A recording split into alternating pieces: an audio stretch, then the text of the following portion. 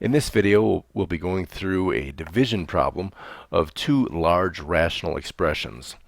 Now, the first thing we want to do when we are dividing or doing anything with rational expressions, when we're simplifying, is we want to factor the numerators and the denominators so that we can then start canceling some stuff out. So this first one, m to the third plus n to the third, well, that factors as m plus n times the quantity m squared minus mn plus n squared. Now the denominator, 2m squared plus mn minus n squared, can be factored as 2m minus n times the quantity m plus n.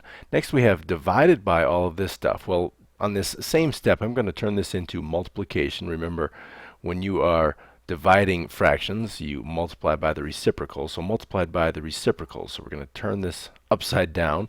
So I'm going to do this part first. I am going to factor this 2m to the third n squared minus m squared times n to the third, and I'm going to put that in the numerator because, of course, we're doing the reciprocal. And what I've done there is just factored out a greatest common factor, and that is m squared n squared out of this term and out of the second term. So that gives us m squared n squared times the quantity 2m minus n.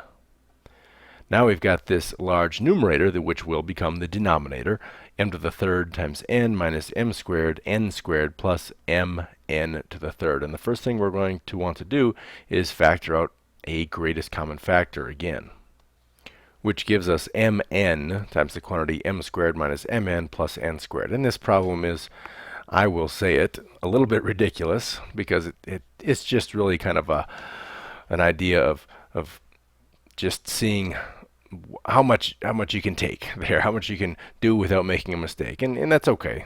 So let's just go ahead and factor this m, and then we have an m here, and we'll have a plus and a minus. Let's see, that doesn't even factor. In fact, we don't even need to do that because look at that.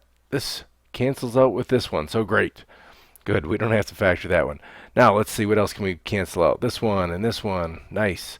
We can cancel out the m plus n, and plus n. So all we have here is 1 over 1. So this is all gone. Now we can cancel an m and just one of the m's up here, and an n and one of the n's. So we have m to the first, n to the first, and that's it.